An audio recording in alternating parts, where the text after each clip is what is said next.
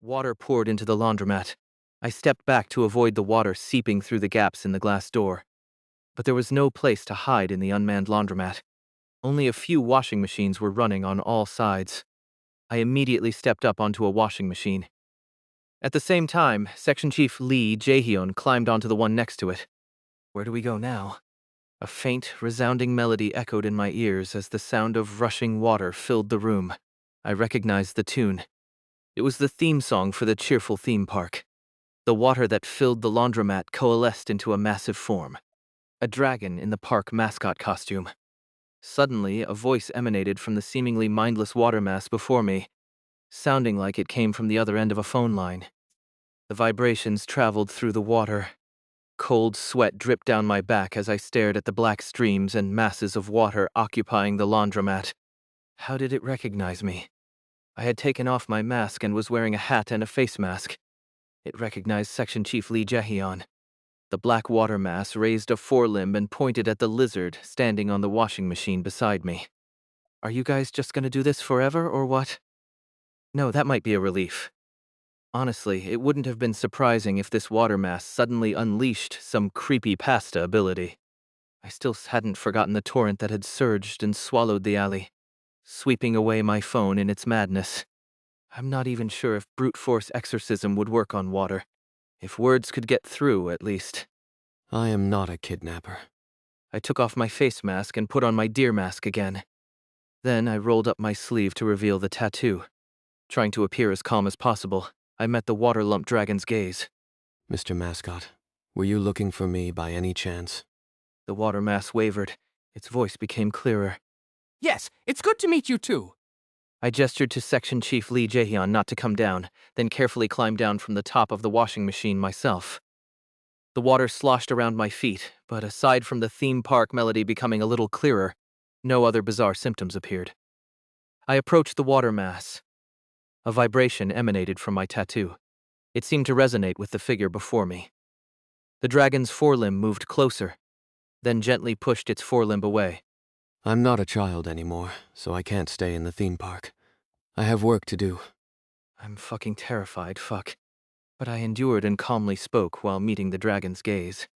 Even so, when I want to have fun or spend time at a great water park, I'll make sure to visit you. I raised my wrist to show the tattoo. That's why you gave me this, right? So I can come whenever I want. The water mass nodded slowly. Thank you. But, I'm not sure I know how to get to the cheerful theme park.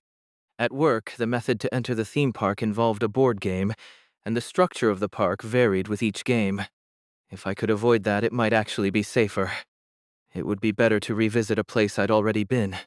What if I accidentally end up at a different theme park without you? Is there a way to prevent that? Even if I go to another theme park, it's fine. Would replaying that board game change anything? Well, if that was the case, I suppressed my trembling and extended my hand to the water mass. I hooked my pinky around the waters. The clammy sensation sent shivers down my spine, but nothing else happened. After releasing our pinky lock, the water mass pressed a claw to my tattoo. It seemed to be checking its attachment, and soon satisfied, it withdrew its forelimb. The laundromat door burst open under water pressure, and something flew in, landing atop the water mass's forelimb. A small black rectangular object. With trembling hands, I picked up my phone. Thank you. I was worried I'd lost it. The water mass's form crumbled, and, as if the video were being rewound, it flowed back out through the gaps in the laundromat. The water receded from the alley in reverse. In no time, the alley became eerily quiet, with no traces of water left behind. Inside the laundromat, where black water had once filled the space, only a few chocolate bars, printed with my likeness, were left scattered like golden flakes. I collapsed onto the spot. Good heavens, friend. Did you really promise to visit that second-rate theme park again? Honestly, I couldn't even imagine what might have happened if I'd refused to promise. They might have ripped out my organs and hired me as the second version of the Blue Dragon mascot. At least I avoided that. With a membership, I'd be treated as a guest there. That was better than being dragged there or dealing with unpredictable outcomes. Should I talk to the company and schedule a board game run? Judging by the interval, I'd probably have to go within 6 months. In the meantime, I'll prepare items and gear. What mattered was that I got through this ordeal. I got up on shaky legs, stifling a sigh. If I knew this was going to happen, I wouldn't have run earlier. But honestly, who in their right mind would have stayed and tried to calmly negotiate instead of running away in that situation? I'd bet a gold bar on nobody. Just then, Lee Jae-hyun casually hopped down from the washing machine behind me. I asked without thinking. Squad leader. If I hadn't stepped up earlier, would you have tried to eliminate that water mass? Guess running away back then was the right call. Should I laugh or cry about this? We're still trapped in this alley. The only upside was that I had come up with a potential way to escape. I dusted off the hem of my suit and stood before the laundromat's glass door. I've thought of an escape method. If a few conditions are met, it might be possible to try it, even in this Death Lane alley. Yes, and the first condition is... I scanned the shops along the alley. The object the stationery store owner had used to make their call. The one that had put us in this mess. A little while later, we entered a shop in the shadowed alley, its windows emitting a surprisingly cozy glow. By coincidence, it was the same shop where my colleagues had enjoyed their shopping spree earlier. True to its sign, handmade knitting, the shop displayed cozy sweaters, socks, and scarves. But mixed in were odd, tattered, and damp fibers. I tried to ignore those as I examined the shop's layout. After hours of dodging the stationery store owner's wrath and exploring countless shops in the alley, I finally found what I was looking for. On the wall opposite the one I had entered, a large door stood. It was bigger than the one I'd just come through, which meant that must be the main entrance. And beyond it lay an unknown street, not part of Death Lane's alleys. This was what they often referred to as subsequently marked as missing. Occasionally, a door on the opposite side of a Death Lane shop would be discovered. Entering it was strongly discouraged. To date, no return records exist. The fear evoked by the question, "Where do explorers who stray from the path go?" is met only with the chilling answer, "We do not know." The terror of vanishing. I quickly averted my eyes to avoid glimpsing the neon sign beyond the frosted glass door. Meanwhile, Lee Jae-hyun was scrutinizing the socks, selecting one confirmed to be safe. I took it to the counter. The shopkeeper, knitting with 6 hands, glanced at me through their primitive glasses. Once again, I subtly kept my gaze on their sweater instead of their face. I casually handed over the socks and spoke. Please ring this up. Oh, and may I use your telephone for a quick call? Without stopping there, I casually placed a few extra coins on the counter. The elderly Death Lane shopkeeper picked up their analog telephone and handed it to me. With this, I've secured all the conditions. 2. A door leading out, away from the alley. 3. A means of transport. I examined the rotary dial of the old phone. Of course, dialing a real-world number on a Death Lane phone wouldn't guarantee a connection. There were sporadic records of calls that seemed to connect, but they always twisted bizarrely, as befitting a ghost story. Sometimes someone would impersonate a relative and burst out laughing when caught, or the line would connect to a family holding a funeral for the caller due to warped time. So, what I intended wasn't a call for help. If anything, it's the opposite. I raised my finger and clumsily spun the rotary dial. The number made no logical sense, and ordinarily the call wouldn't even ring. Incredibly, it connected. I steeled myself against the sound of the other party's breathing and spoke as calmly as possible. Hello, is this the taxi company? I'd like to request a cab. Location confirmed. A husky voice responded, polite yet faintly mocking and condescending. Please state your desired time of service. I'd like it to arrive right now. Please state your destination.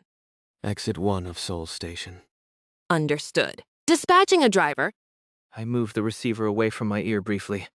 Your ride has been dispatched. Have a safe trip. The call ended automatically. I returned the phone to the shopkeeper with a polite bow and handed the bag of socks to Lee Jae-hyun, concealing my trembling hands. As one might guess, that was no ordinary taxi service. A mysterious taxi number that transcends time and space. It's a ghost story. Dark Exploration Records Ghost Story. A ghost story featured in Daydream Inc. identification code QTRBC8282. A taxi ghost story that appears when called at night using a specific number. Anyone who rides this taxi would be cursed without fail. There's no normal way out of Death Lane anymore. I'll leave, even if it's through another ghost story. A few seconds later, a faint honk sounded beyond the shop's main door. The taxi had arrived. The ghost story taxi calls for us. Beyond the shop's front door. If we board it and follow the manual properly, we can definitely get to Seoul Station. The problem is figuring out how to get into that taxi. It's parked outside the shop's main door. That's precisely why I sought out a shop with a front door. Because the alleys of Death Lane are too narrow for a taxi to stop. To hail and board the taxi, we need to step beyond the front door. But there's no telling what kind of scenery will unfold outside that door, nor whether Lee Jae-hyun and I will make it out unscathed. Using a product from this shop, I plan to stop by here anyway, and since this shop has a front door, it's killing two birds with one stone. Squad leader, let's proceed as planned. Lee Jae-hyun reached into the paper bag he was holding and quickly ripped the packaging open. Along with the cozy socks, a small ball of yarn was revealed. It seemed the handmade shop included it as a freebie, likely for patching up the socks. But now, it would serve a different purpose. Avoiding the shopkeeper's gaze, I unwound one end of the red yarn and tied it firmly to the leg of a display case. Then, I halved the yarn ball, handing one half to Lee Jae-hyun while holding the other myself. Though it would restrict our movements, it was safer for both of us to hold the yarn directly. Slowly unraveling the yarn, I stood with my back to the opaque glass door and walked backward. As soon as my back touched the glass, I groped for the handle below. The door swung open, letting in a sudden gust of wind and a raw blast of horn sounds. Matching steps with Lee Jae-hyun, I carefully continued walking backward. Thankfully, I had a reliable guide to act as my eyes. Keep walking backward in that direction, friend. It's nighttime, so there aren't many pedestrians. Pedestrians? No, don't dwell on it. Fixing my gaze on the shop interior, I kept walking backward without glancing at the dark surroundings. The yarn connecting me to the shop served as my lifeline, keeping me tethered to Death Lane. As long as I hold on to this, I'm not considered missing. Slowly, steadily, without rushing, I retreated. I bumped into something. The blaring horn reverberated through the car, making my body tremble. Cautiously, I reached back, my hand brushing against the smooth surface of the car. Just a little to the left. I adjusted my hand and felt a sleek groove. I grabbed it, pulled the door open, and slipped into the taxi.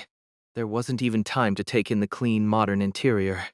I moved over to the seat on the other side and immediately made room for Lee Jae-hyun, who entered right after me. As soon as he was in, he tossed the remaining yarn out and slammed the door shut. The sheer force made the entire sequence happen in an instant. I finally lifted my head. In the driver's seat sat a man in an impeccably pressed, eerie uniform, wearing a peaked cap. Please take us to Seoul Station. The estimated arrival time is 43 minutes. The taxi glided forward smoothly. Leaning back into the seat, I let out a deep sigh of relief. Transitioned into a new ghost story. Success. Of course, since this taxi was itself a ghost story, I couldn't afford to relax. I quickly recalled the relevant wiki entry. The infamous ghost story called Hellfare Taxi. A name that suggests nothing but trouble when it comes to the fare. The taxi is typically described as a black luxury sedan of German make. While the model varies with each call, it can be identified by its scarlet taxi sign and the golden inverted cross ornament hanging from the rearview mirror. I glanced at the driver's mirror. There it was, the ominous golden inverted cross, swaying lightly. Even though everything was going according to plan, tension crawled up my spine. Was it because I was trapped in the confined space of the taxi? The suffocating realization that I was now inside a ghost story, where escape was impossible, added to the pressure. I had to start talking quickly. The less interested the driver became in the passenger, the faster the vehicle would move, and the meter would climb rapidly. And as the meter increased, taxi passengers are cursed with a curse equivalent to the amount displayed on the meter when they disembark. This taxi didn't charge money as a fare. It assigned curses instead. Strictly speaking, it wasn't exactly a curse, but more akin to supernaturally induced misfortune, which made it even more chilling. However, if the driver maintained steady interest in the passenger and drove slowly, the meter would rise gradually, and the resulting misfortune would be manageable for the passenger. The moment you step out of a wildly speeding taxi, you're hit with an unbearable curse. And no matter how fast the taxi went, it wouldn't reach the destination early. All taxis arrive precisely on time, unaffected by the vehicle's speed. My allocated time was 43 minutes. For that duration, I had to consistently hold the driver's interest. If the vehicle speeds up, there's a higher chance of strange phenomena occurring inside, like the windows shattering, or so the records say. I had no intention of experiencing that. Fortunately, I'd read the records and knew what kind of conversations could pique the driver's interest. The taxi is operated by a team of 4 drivers who work in shifts and refer to one another by numbers. While their appearances are completely identical, subtle differences can be observed in their interactions with passengers. Each driver also displays a unique preference for specific topics of conversation, adding a distinctive flair to their service. Since they looked the same, you couldn't tell who was who, and if you asked directly, "Which number are you?" they would take offense and eject you from the taxi, and anyone ejected becomes a missing person. Thus, the only way to figure it out was through conversation. In exploration records, the following keywords were identified as subjects of interest for each driver. Number 1, Olympics, elections, pets, games, social media. Number 2, war, mafia, action movies, vampire legends, firearms. Number 3, fine dining, farming, economic recessions, slum tourism, luxury goods. Number 4, the afterlife, religious experiences, pandemics, mass murders, something unknown. The standard strategy was to determine which driver you were dealing with as quickly as possible through the first few exchanges. But if you have as much information as I do from the records, there's another option. A conversation method to exit the taxi in the best possible condition.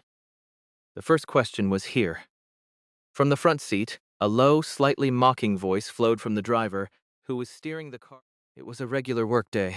The driver never explicitly stated their preferred topics, only asking questions. But the meter answered for him. This was expected. I quickly and nonchalantly responded with my next line. But I almost died on the job today. Nearly became fresh produce myself while trying to buy some meat at a butcher shop. Fortunately, the shop owner turned out to be a vegetarian. I bartered some produce and got out. Even won the haggling match and got some cash. The driver's fingers tapping on the steering wheel slowed. The vehicle's speed decreased. And what happened next? I headed for the back alley. Weaving as many correct keywords into my answers as possible. The goal was to say something that interested any of the 4 drivers, a strategy I called, "You're bound to like at least one of these topics." And luckily, my current situation naturally allowed me to bring up all kinds of sensational material. The last 6 months have been full of ridiculous adventures, after all. What kind of work will you have tomorrow? The conversation topics seemed endless. I plan to take a break and reflect on everything that's happened. It's been quite eventful. I kept steering the conversation towards stimulating, talk-worthy topics, no matter what the taxi driver asked. I kept weaving in nightmares, food, blood, violence, survival of the fittest, mascots, cooking, fortune-telling, ghosts, all seamlessly blended into casual conversation. Eventually, the car moved forward as slowly as a bicycle. I kept talking non-stop, enough for Braun to marvel a few times at my ability to fill the air. By the time my voice was nearly hoarse, the taxi came to a stop. We've reached your destination, Seoul Station. The lock on the back door released, and the tinted window rolled down, revealing a familiar view. It was the nightscape of Seoul Station. I was so relieved I could cry. Though I wanted to leap out immediately, I first needed to settle the fare. I looked at the meter. The driver stopped the meter. Going under 30,000 was usually only possible for short, 10-minute trips. This level of fare meant there would be no permanent damage. Time to settle the fare. The taxi driver extended a hand behind him. In that hand was a check. I carefully took the old-fashioned paper check, stamped with a wax seal in the shape of a snake. The back of the check had a description of the curse the passenger would receive. Fare code 1, illness, 3 days of high fever, headache, hemoptysis, and chills. This is totally manageable. Far better than disastrous bankruptcy or the death of those around me.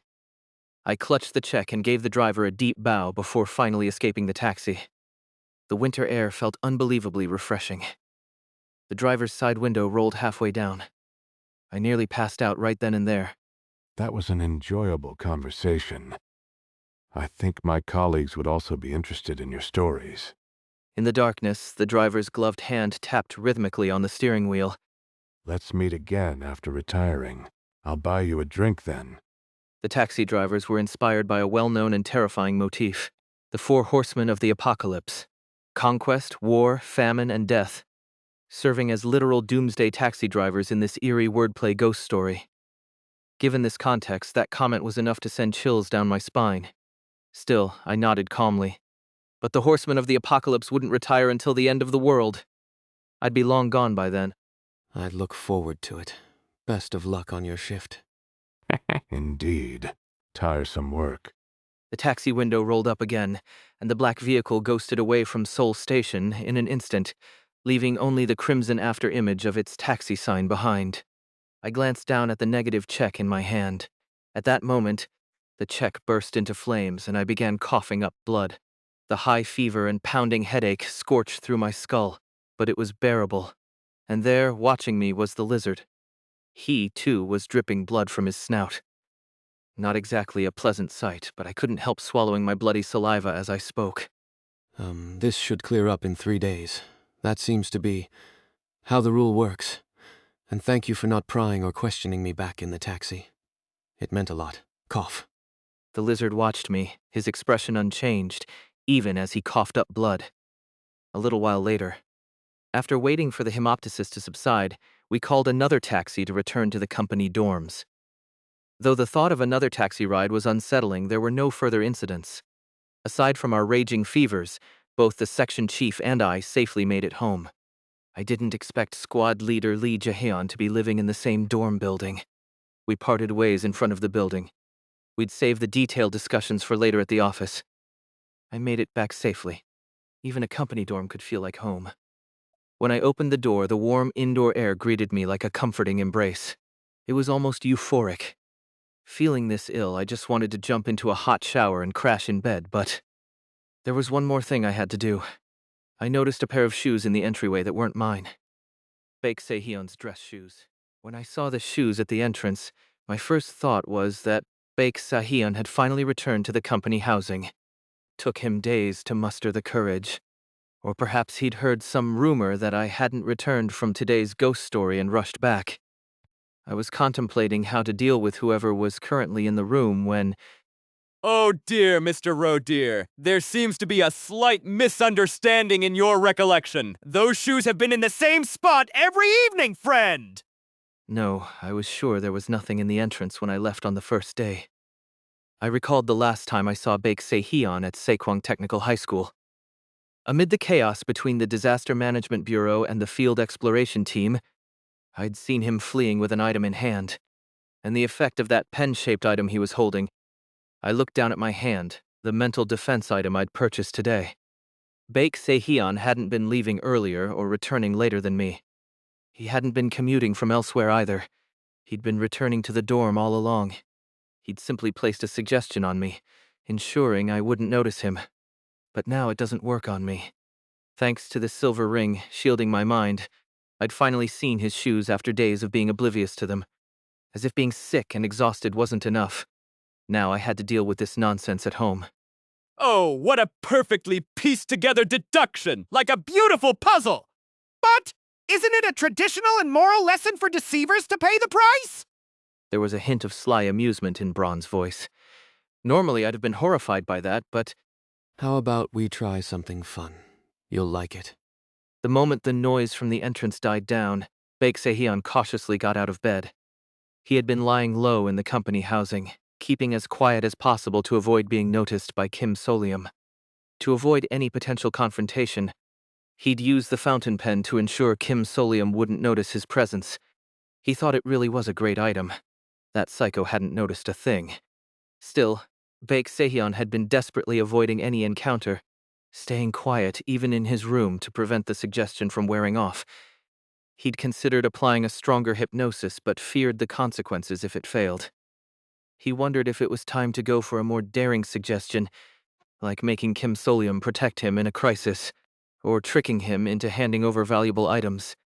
Besides, he'd heard from Jang Heo-eun that Kim Soleum's latest ghost story involved alleys filled with various equipment and items. Baek Deok-soo clenched his fist, thinking of his fellow new hires at the round-off team. He needed his own chance to secure items. Maybe he could subtly hypnotize his colleagues and swipe their items. But he couldn't do that right now. The fountain pen could only apply hypnosis to one person at a time. Since it was currently being used on Kim Soleum, it couldn't affect anyone else. The situation was getting under his skin. He knew he'd need to squeeze more out of Kim Soleum. The timing felt perfect. Once Kim Soleum fell asleep tonight, he'd use the fountain pen to. He was mid-thought when he opened his door to get a drink of water, and froze, horrified. Kim Soleum was sitting in the dark kitchen. At the dining table, surrounded by what looked like snacks, he was examining their wrappers, and in the center of the table sat a plush rabbit doll on a cushion. The same creepy toy Kim Soleum always called Brawn, and carried everywhere. What? Cheap looking? Yeah. I suppose that's part of the concept. It was a stationery store, after all. Baek Deok-soo thought this godforsaken psycho was talking to the doll again. He wondered why Kim Soleum hadn't gone back to his room, or why he was still out here doing this bullshit. Baek Deok-soo shuddered and was about to retreat to his room, but he paused. Wouldn't this natural encounter be a good opportunity? Without needing to try anything specific, this seemed like the perfect moment to reinforce the hypnotic suggestion.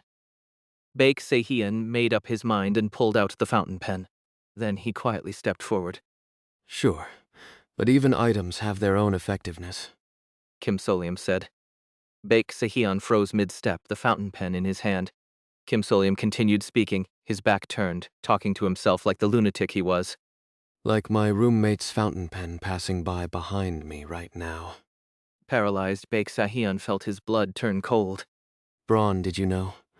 My roommate tried to brainwash me and take control. Yeah, I even prepared a gift to repay the favor. Kim Soleum's voice was slow and deliberate. It wasn't because he was calm. It was because he felt like he'd cough up blood again if he spoke too quickly. But the low, hoarse voice, tinged with the scent of blood and pain, only made his words sound more menacing and weighty. Don't you think that's rather rude? Kim Soleum set his snacks down on the table and turned his head. And someone that rude doesn't deserve to be a roommate, don't you think?